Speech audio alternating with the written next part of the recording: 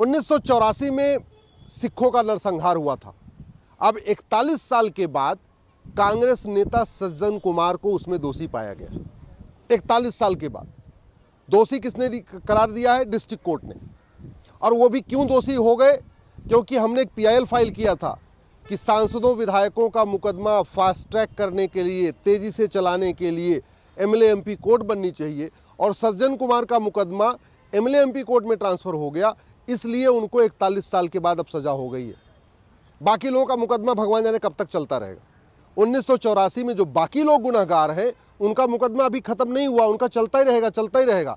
सज्जन कुमार का इसलिए हो गया क्योंकि सज्जन कुमार एमएलए एमपी थे और उनका मुकदमा एमएलए एमपी कोर्ट में ट्रांसफर हो गया, इसलिए अब जाके सजा हुई है।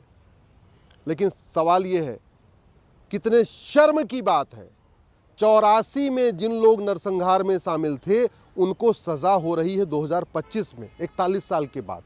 और अभी डिस्ट्रिक्ट कोर्ट से हुई है, सेशन कोर्ट से हुई है, इसके बाद हाई कोर्ट है, उसके बाद सुप्रीम कोर्ट भी है। तो सज्जन कुमार जी अभी दोषी पाए गए हैं 41 साल के बाद, अब उसको चैलेंज कर देंगे हाई कोर्ट में। हो सकता है हाई कोर्ट में भी 10 साल चले, सुप्रीम कोर्ट में भी उसके बाद मामला आएगा। तब तक हो सकता है ये भी कि सज्जन कुमार खुद ही चले जाए।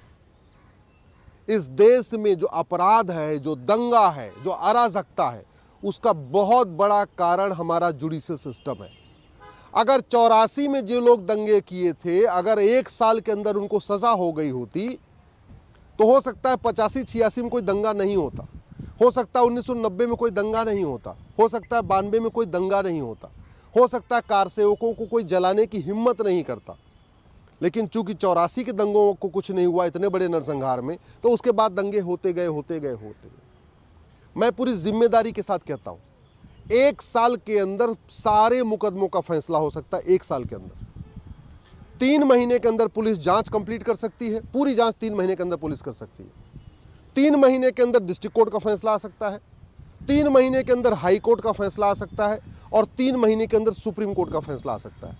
यानी 1 साल के अंदर अपराध होने से लेके सुप्रीम कोर्ट तक का पूरा फाइनल जो डिसीजन है वो 1 साल में कंप्लीट हो सकता है। करना क्या है? करना केवल यह है कि झूठ को गंभीर अपराध घोषित करना है। करना यह है कि झूठ पकड़ने के लिए नार्को पॉलीग्राफ ब्रेन मैपिंग कानून बनाना है। करना यह है कि झूठी गवाही को गंभीर अपराध घोषित करना है, झूठे एफिडेविट को गंभीर अपराध घोषित करना है। उदाहरण ले लेते हैं सज्जन कुमार का। 1984 के दंगों में इनके खिलाफ शिकायत हुई। अगर इनका narco polygraph brain mapping test हो गया होता तो सज्जन कुमार खुद ही बता देते कि किसके कहने पे वो दंगा करवा रहे थे और कौन कौन शामिल था, उनको पकड़ लेते, नार्को पॉलीग्राफ ब्रेन मैपिंग की रिपोर्ट कोर्ट को दे देते, कोर्ट फैसला दे देता। और नार्को पॉलीग्राफ ब्रेन मैपिंग की रिपोर्ट न डिस्ट्रिक्ट कोर्ट उसको मना कर सकती है, ना हाई कोर्ट मना कर सकती है, ना सुप्रीम कोर्ट मना कर सकती है, क्योंकि व्यक्ति खुद ही बोल रहा है। लेकिन नहीं, बातें खूब बड़ी बड़ी होंगी लेकिन कभी झूठ को गंभीर अपराध घोषित करने पे चर्चा नहीं होगी। झूठ पकड़ने के लिए नार्को पॉलीग्राफ ब्रेन मैपिंग कानून बनाने पे चर्चा नहीं होगी। सिखों के नरसंहार पे खूब पॉलिटिक्स हुई है, खूब पॉलिटिकल पार्टियों ने बात किया है, खूब मानवाधिकार की दुहाई दी गई। लेकिन दुर्भाग्य तो यह है कि जो सिखों के हित की दुहाई देते हैं उन पॉलिटिकल पार्टियों ने भी नहीं कहा कि हाँ नार्को पॉलीग्राफ ब्रेन मैपिंग कानून बनना चाहिए, और जो लोग शामिल थे सिखों के नरसंहार में उनका narco polygraph brain mapping test होना चाहिए। अगर हुआ होता तो जो 41 साल के बाद सजा हो रही है वो 1 साल के अंदर सजा हो चुकी होती है सज्जन कुमार को। और सज्जन कुमार को ही नहीं, सज्जन कुमार और भी पता नहीं कितने लोगों का नाम बताते। अभी तो केवल सज्जन कुमार को सजा हो रही है, हो सकता है सज्जन कुमार 10 आदमी का और भी नाम बता देते। भारत में ये बहुत दुख की बात है कि जुडिशियल रिफॉर्म पे चर्चा नहीं हो रही, जबकि जुडिशियल रिफॉर्म हो जाए, यहाँ पे अगर फास्ट जस्टिस सिस्टम हो जाए, भारत की आधी समस्याएं ठीक हो जाएंगी। और इस सड़े हुए जुडिशियल सिस्टम से जो जस्टिस इतना देरी से हो रहा है, और हो कई बार तो होता भी नहीं है, उसके कारण ब्राह्मण भी परेशान है, क्षत्रिय भी परेशान है, वैश्य भी परेशान है, दलित भी परेशान है। इस ढीली न्यायिक व्यवस्था के कारण हिंदू भी परेशान है, मुसलमान भी परेशान है, पारसी भी परेशान है, ईसाई भी परेशान है। इस ढीली न्यायिक व्यवस्था के कारण व्यापारी भी परेशान है, सर्विस क्लास के लोग भी परेशान हैं, बड़े बड़े संभ्रांत लोग भी परेशान हैं, और किसान और मजदूर भी परेशान हैं। गांव में जानबूझ के वो लेखपाल खतौनी में या कागज में एक शब्द गलत कर देता है, नाम रहेगा राम नारायण, कर देगा राजनारायण, और 3 साल दौड़ाता है और राम नारायण को राजनारायण करने के लिए, और पैसा भी लेता है। ये हो रहा है क्यों? क्योंकि हमने कोई एडमिनिस्ट्रेटिव चार्टर लागू नहीं किया, हमने पुलिस चार्टर लागू नहीं किया कि पुलिस कितनी देर में FIR दर्ज करेगी और कितने महीने में जांच कंप्लीट करेगी। पुलिस की अकाउंटेबिलिटी हमने तय नहीं किया, हमने झूठी शिकायत को गंभीर अपराध घोषित नहीं किया। नतीजा हो रहा है झूठी शिकायत से लाखों लोग परेशान हैं। हमने झूठे FIR दर्ज कराने को गंभीर अपराध घोषित नहीं किया, इसलिए लाखों लोग झूठे FIR से परेशान हैं। हमने झूठी जांच को गंभीर अपराध घोषित नहीं किया, लाखों लोग पुलिस के झूठी जांच से परेशान हैं। हमने झूठी गवाही को गंभीर अपराध घोषित नहीं किया कानून बना के, लाखों लोग झूठी गवाही के कारण तारीख पे तारीख चल रही। हमने झूठा एफिडेविट फाइल करने को गंभीर अपराध घोषित नहीं किया, लाखों लोग झूठे मुकदमे से परेशान हैं। हमने झूठे डॉक्यूमेंट बनवाने को गंभीर अपराध घोषित नहीं किया, लाखों लोग झूठे डॉक्यूमेंट से परेशान हैं। आज की डेट में फर्जी गवाह मिल जाते हैं कोर्ट में। आपने हत्या किया हो, बलात्कार किया हो, मानव तस्करी किया हो, नशा तस्करी किया हो, आपके पास कोई अगर गवाह नहीं है तो कोई बात नहीं, आप कोर्ट में जाओ, वकील से बात करो, वकील वहीं 1,50,000 में आपको गवाह ला के रेडीमेड दे देगा। जिसको आप कभी नहीं जानते, उसने आपको कभी नहीं देखा, वो भी एफिडेविट फाइल करके कहेगा कि हम इनको जानते हैं, इनका चरित्र अच्छा है और ये उस समय यहाँ नहीं वहाँ थे। ये झूठी गवाही देता है। क्यों?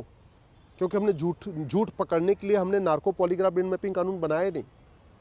झूठ पकड़ने के लिए हर जिले में नार्को पॉलीग्राफ ब्रेन मैपिंग की एक लैब बनाई नहीं हमने पुलिस चार्टर लागू नहीं किया, हमने एडमिनिस्ट्रेटिव चार्टर लागू नहीं किया, हमने जो है जुडिशियल चार्टर लागू नहीं किया।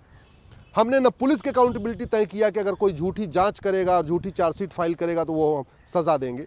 ना हमने जजों की अकाउंटेबिलिटी तय किया कि अगर पैसा लेके कोई गलत निर्णय देगा तो उसको भी हम 10-20 साल के लिए जेल में डालेंगे। झूठी वसीयत बनवा के लोग दूसरों की ज़मीन पे कब्जा कर रहे हैं। झूठी विरासत बनवा लेते हैं, दूसरों की ज़मीन पे कब्जा कर लेते हैं। झूठा पट्टा बनवा लेते हैं ज़मीन का, दूसरे की ज़मीन पे कब्जा कर लेते हैं। झूठा बर्थ सर्टिफिकेट बनवा लेते हैं, झूठा डेथ सर्टिफिकेट बनवा लेते हैं, झूठा एज सर्टिफिकेट बनवा लेते हैं, झूठा इनकम सर्टिफिकेट बनवा लेते हैं। क्यों?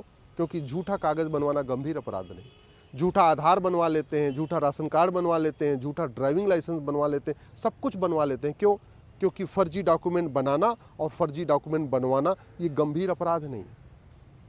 ये मुकदमों का फैसला 1 साल में हो सकता है और भारत में पहले थी ये व्यवस्था। चाहे आप छत्रपति शिवाजी महाराज का न्याय जुडिशियल सिस्टम देख लीजिए, या रानी अहिल्याबाई होलकर जुडिशियल सिस्टम देख लीजिए, या उसके और पहले जाके देख लीजिए, चाणक्य के समय का जुडिशियल सिस्टम देख लीजिए। भारत में तो जस्टिस विद इन आवर होता था, 1 घंटे के अंदर मुकदमों का फैसला होता था। अगर मुकदमा थोड़ा ज़्यादा टफ है तो जस्टिस विद इन डे होता था, 1 दिन के अंदर फैसला हो जाता था। कुछ ऐसे मुकदमे होते थे थोड़ा ज़्यादा कॉम्प्लिकेटेड होते थे तो जस्टिस विद इन वीक हो जाता था, 1 सप्ताह के अंदर हो जाता था। और बहुत एक्सेप्शनल केस होता था जिसमें जस्टिस विद इन मंथ होता था, 1 महीने लगता था, लेकिन 1 महीने से ज़्यादा किसी भी मुकदमे का कोई मुकदमा नहीं चलता था। और आज एक साल से कम कोई मुकदमा नहीं चल रहा है। इस पे चिंता होनी चाहिए, इस पे चर्चा होनी चाहिए। और भारत में जो भ्रष्टाचार बढ़ रहा है उसका मूल कारण है सड़ी हुई न्यायिक व्यवस्था। भारत में अगर अपराध बढ़ रहा है उसका मूल कारण है गुलामी की पुलिस व्यवस्था, गुलामी की प्रशासनिक व्यवस्था, गुलामी की न्यायिक व्यवस्था। भारत में बलात्कार बढ़ रहा है, नशा तस्करी बढ़ रही है, मानव तस्करी बढ़ रही है, उसका मूल कारण है गुलामी की पुलिस व्यवस्था, गुलामी की प्रशासनिक व्यवस्था, गुलामी की न्यायिक व्यवस्था। लोगों के बैंक अकाउंट हैक किए जा रहे हैं, साइबर फ्रॉड चल रहा है, उसका मूल कारण है गुलामी की पुलिस व्यवस्था, गुलामी की प्रशासनिक व्यवस्था, गुलामी की न्यायिक व्यवस्था। लेकिन दुख इस बात का है, चाहे वो गांधीवादी हो, चाहे वो लोहियावादी हो, चाहे वो समाजवादी हो, चाहे वो संविधानवादी हो, चाहे वो अम्बेडकरवादी हो, कभी जुडिशियल रिफॉर्म की बात नहीं कर रहे, पुलिस रिफॉर्म की बात नहीं कर रहे, एडमिनिस्ट्रेटिव रिफॉर्म की बात नहीं कर रहे, इलेक्शन रिफॉर्म की बात नहीं कर रहे। केवल शिक्षा में संस्कार हो और कानून का खौफ हो, भारत की आधी समस्याएं ठीक हो जाएंगी। दुर्भाग्यवश न सही एजुकेशन रिफॉर्म पे चर्चा हो रही है, न जुडिशियल रिफॉर्म पे चर्चा हो रही है।